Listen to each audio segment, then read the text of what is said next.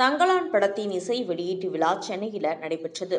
படக்குழுவினர் அனைவரும் இந்த விழாவில் கலந்து கொண்டு படத்தில் பணிபுரிந்த அனுபவம் குறித்து பகிர்ந்து கொண்டனர். இந்த நிலையில இசை வெளியீட்டு விழாவில் தங்கலான் படத்தில் நடித்த அனுபவம் குறித்து பேசியிருக்கும் நடிகர் விக்ரம், தங்கலானுக்கு வாழ்வு கொடுத்த இயக்குனருக்கு நன்றி. இந்த படத்தோட ஸ்டன் மாஸ்டரை நினைச்சாலே உடம்பெல்லாம் வலிக்குது. இந்த படத்துல ஒரு முக்கியமான கதாபாத்திரத்தை நீங்க பார்க்க மாட்டீங்க, கேட்பீங்க. அதுதான் ஜிவியோட மியூசிக். பசுபதி கூட இது எனக்கு 6வது படம். தூள் படத்துல ஆரம்பிச்ச பயணம் இப்போ தங்கலான் வரைக்கும் வந்திருக்கு.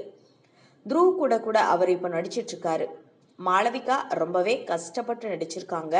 ரஞ்சித்தோட படங்கள்ல பெண்கள் ரொம்பவே திடமாக இருப்பாங்க.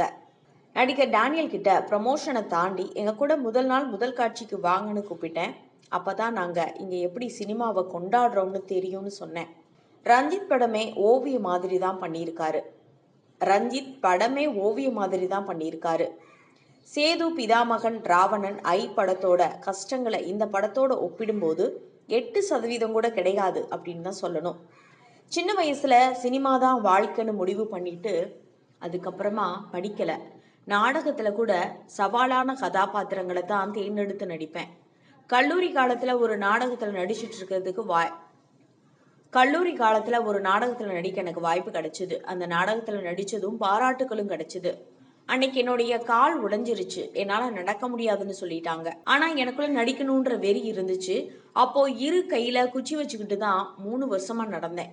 அப்ப குச்சி வச்சுட்டே வேலைக்கு போவேன். அப்ப 750 ரூபாய் தான் சம்பளம் எனக்கு. எனக்கு நடிக்கணும்னு வெறி இருந்துட்டே இருந்தது. கனவு நோக்கி ஓடினா கண்டிப்பா அது நிறைவேறும். இன்னைக்கு நான் நடிக்கலனாலும் நடிக்கிறதுக்கு தான் முயற்சி பண்ணிட்டே இருந்திருப்பேன் அப்படி சொல்லியிருக்காரு விக்ரம். இதை பத்தின உங்க கருத்தை பதிவு பண்ணுங்க.